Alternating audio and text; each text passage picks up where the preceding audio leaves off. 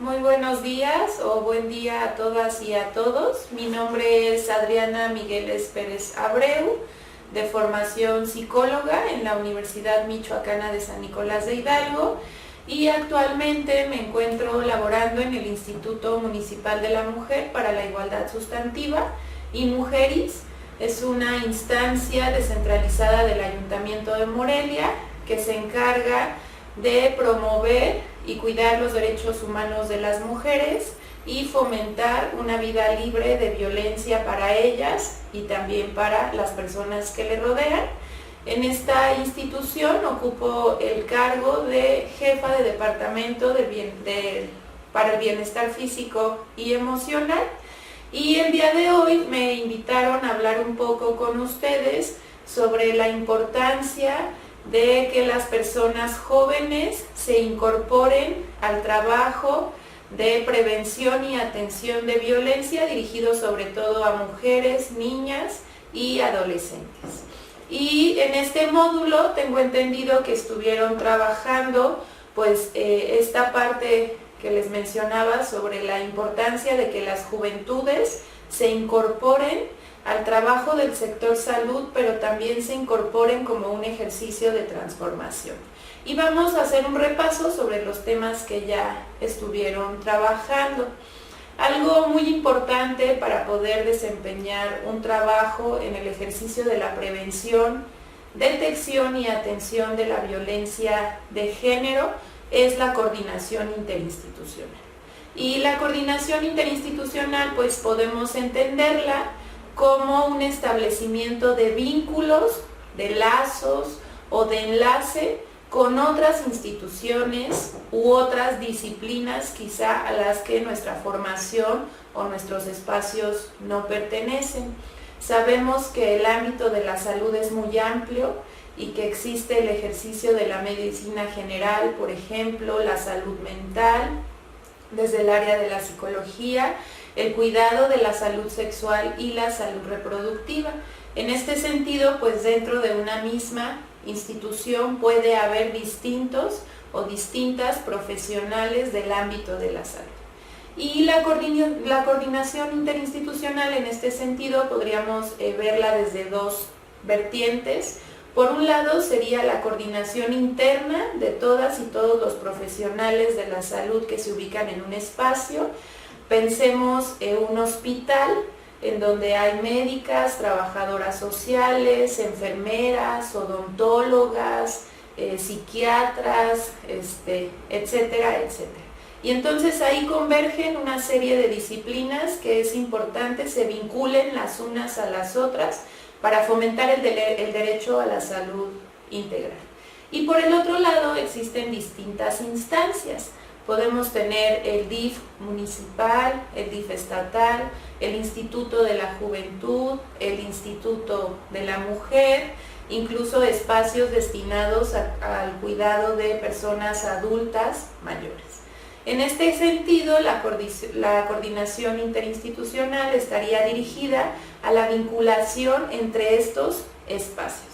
Entonces, podemos pensarlo como dos vertientes. Por un lado, el trabajo integral de distintas profesiones dentro de un mismo espacio, o el trabajo integral en distintas instituciones con también distintas especialistas o personas que convergen de disciplinas que atienden a la salud.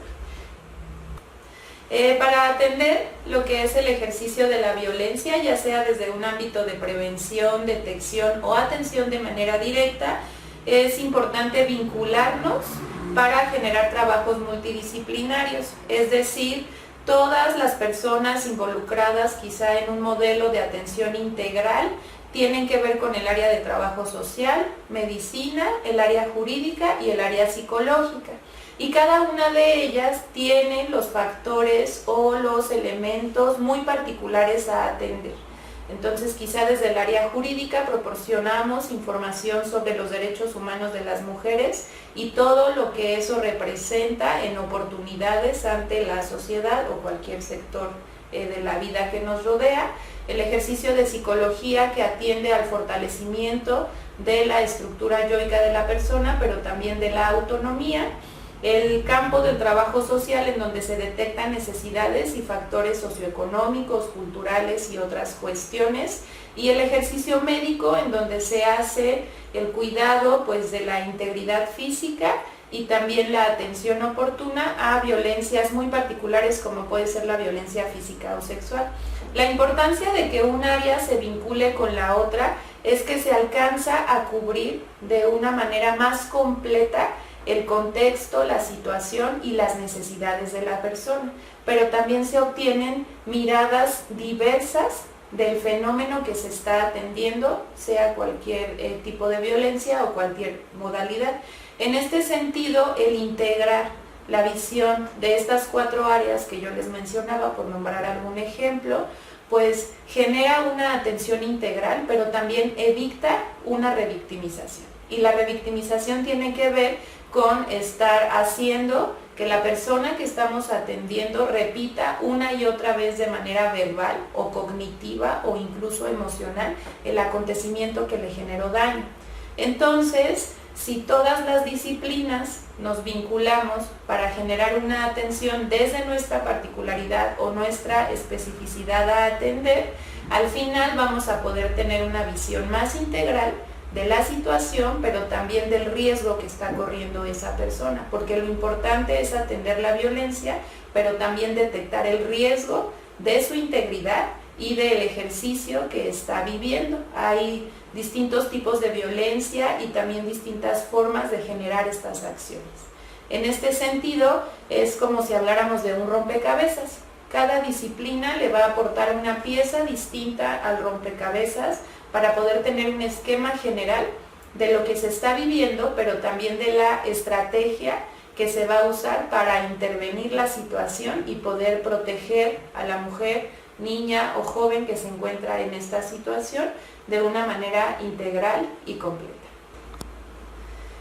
Pensando un poco y continuando con la coordinación interinstitucional, pues también es importante hablar de las organizaciones de la sociedad civil, en el entendido de que ellas operan como un vínculo entre lo que es el Estado y todos los servicios que el Estado ofrece y la comunidad, la población, el pueblo o la ciudadanía.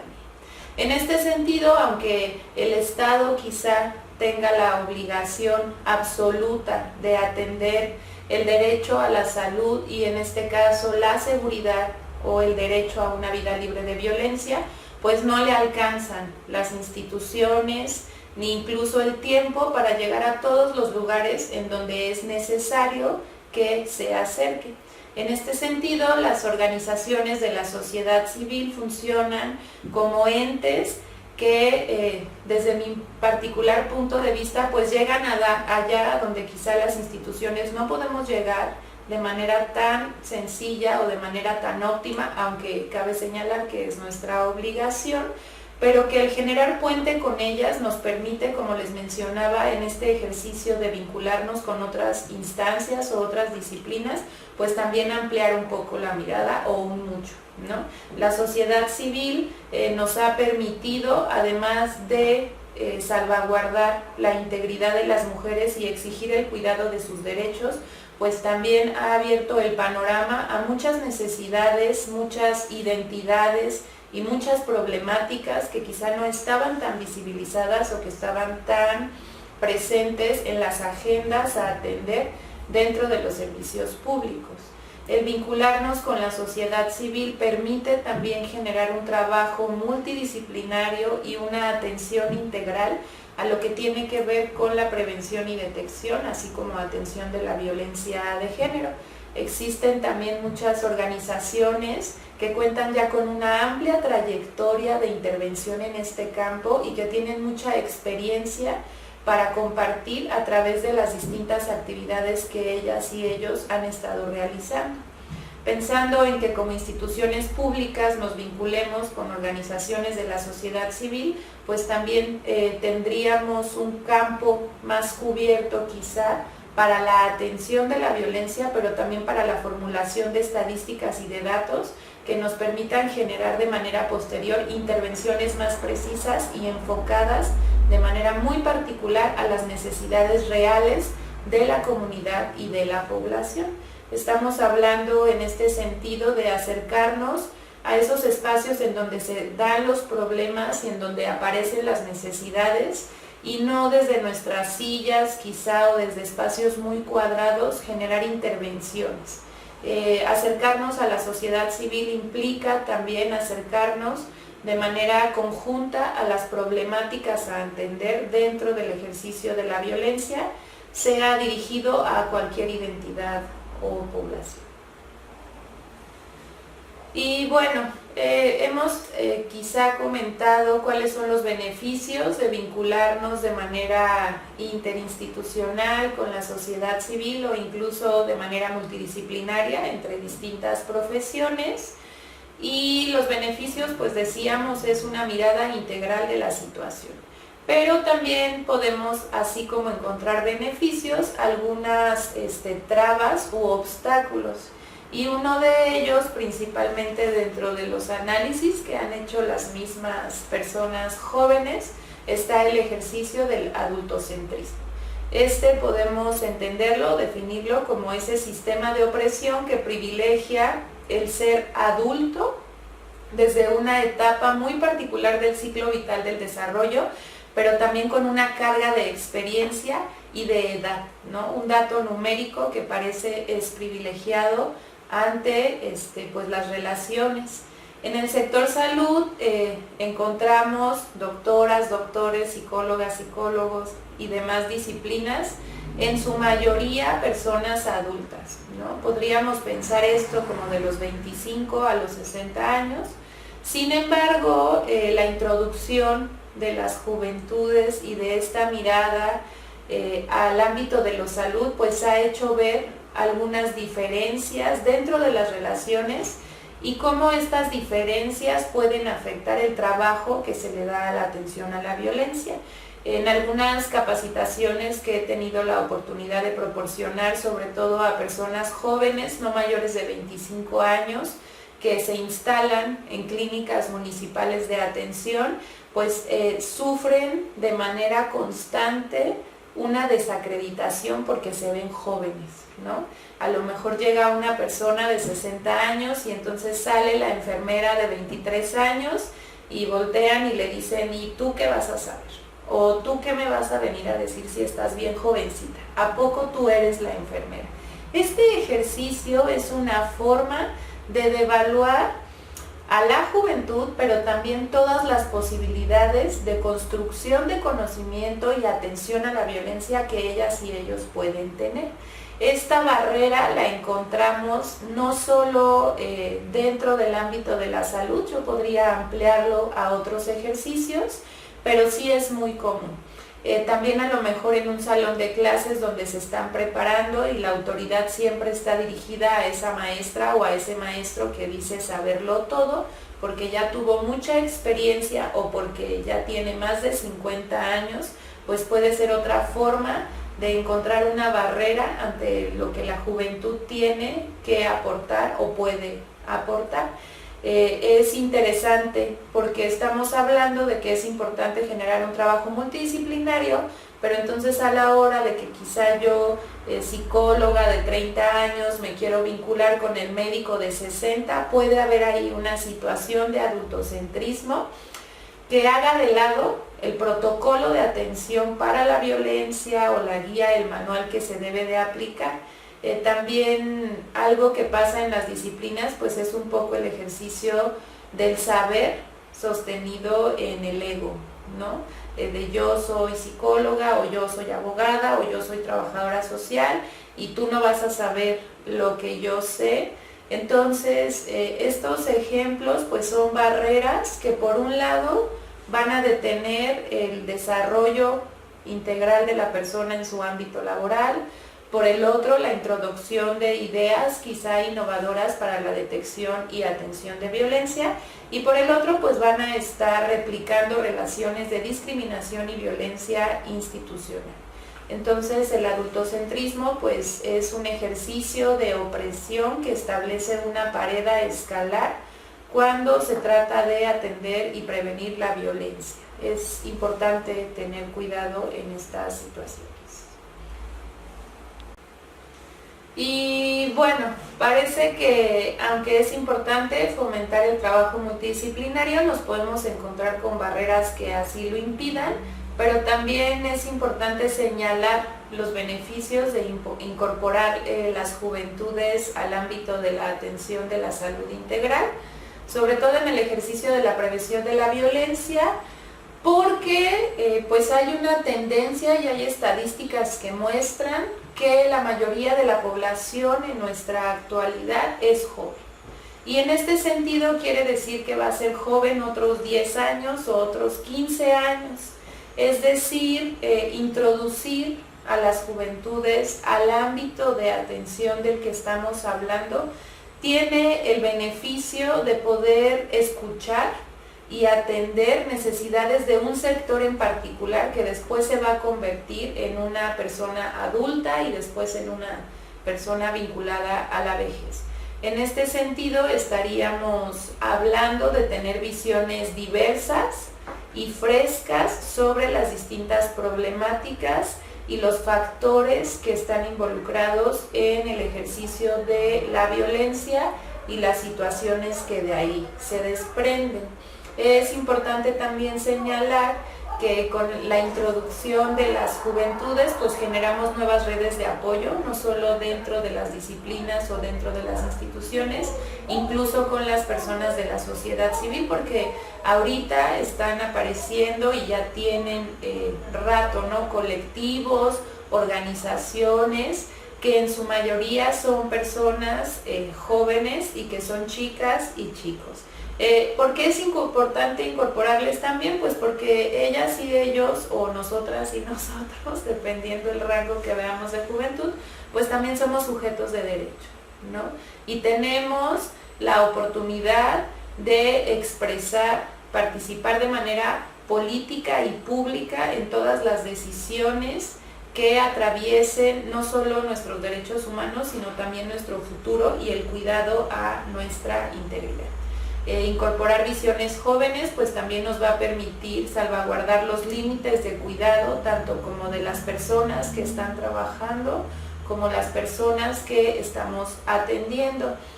A veces es interesante, ¿no? Por ejemplo, en ejercicios de la sociedad civil que se dedican a la promoción de la salud sexual y la salud reproductiva, encontrar programas llamados Gente Joven, ¿no? Y entonces es una chava o un chavo que se dirige a otra chava, a un chavo, y que justamente este encuentro entre iguales quita un poco la barrera que veíamos como adultocentrismo. Y la dinámica cambia, porque a lo mejor ya no estás viendo a una persona mayor que tú, traspasando información o proporcionando contenidos que muchas veces pueden ser desde un ejercicio autoritario.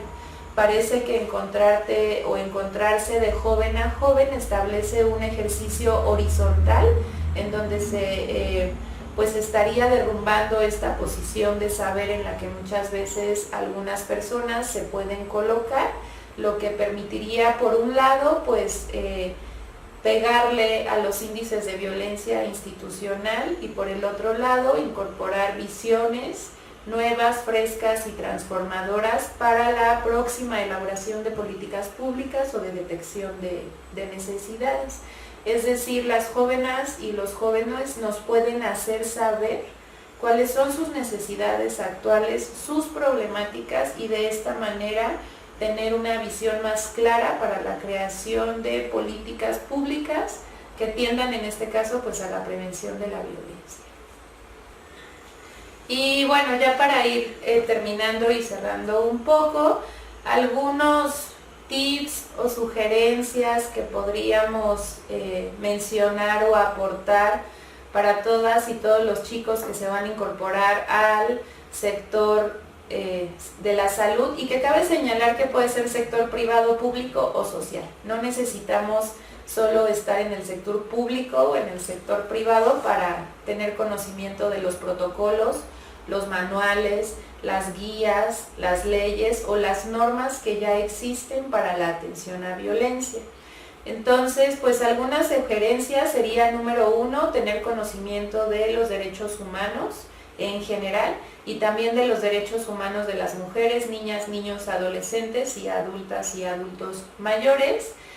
¿Por qué es importante conocerlos? Porque de esa forma vamos a saber si estamos salvaguardando la integridad de quien nos toca salvarla y también si se está salvaguardando nuestra integridad propia.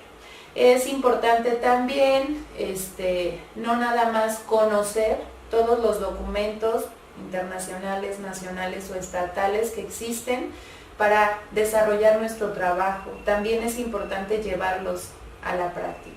Dentro del sector salud, pues algunas de nuestras Biblias son la Ley General de Salud, la ley de atención al ámbito de la salud mental del estado de Michoacán, porque pues estamos acá en Michoacán, así como normas oficiales, ¿no?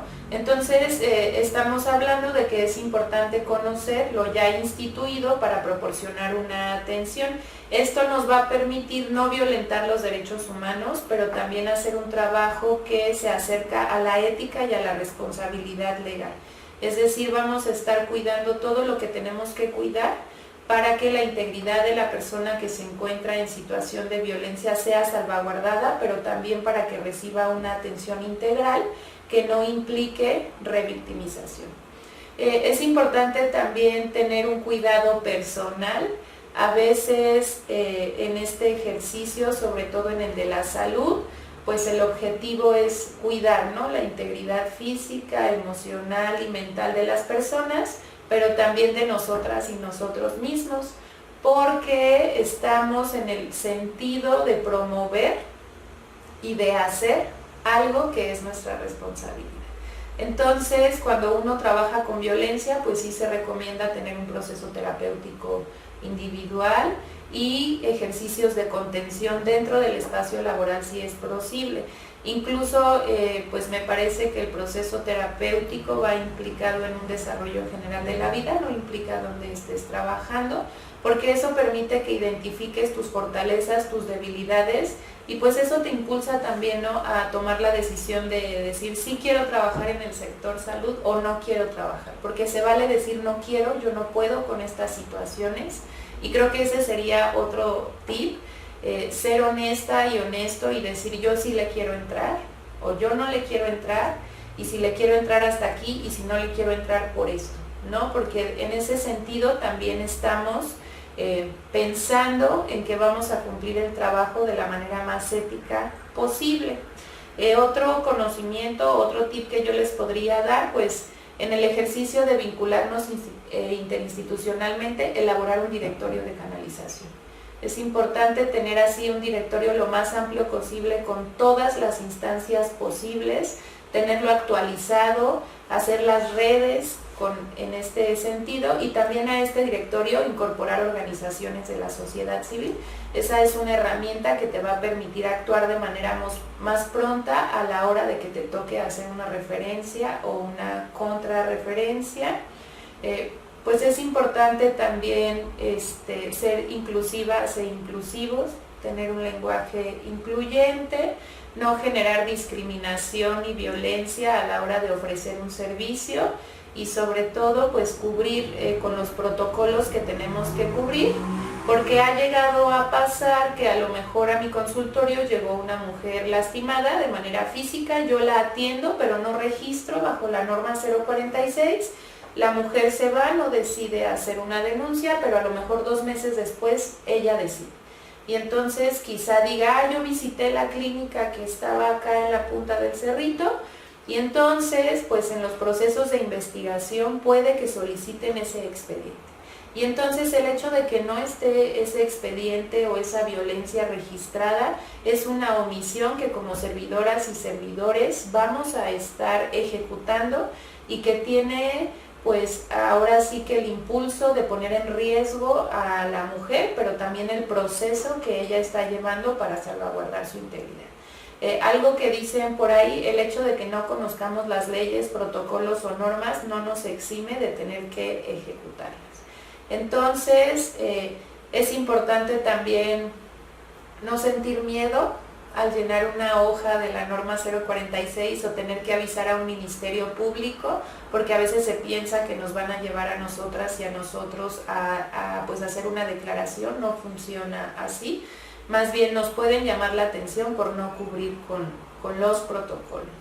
Y que también pues se animen a dar puntos de vista, a dar propuestas y a generar intervenciones. Esto es súper importante porque es otra forma de derribar el adultocentrismo y de estar refrescando, digámoslo, de una manera u otra, pues todos los documentos que ya existen para atender la violencia.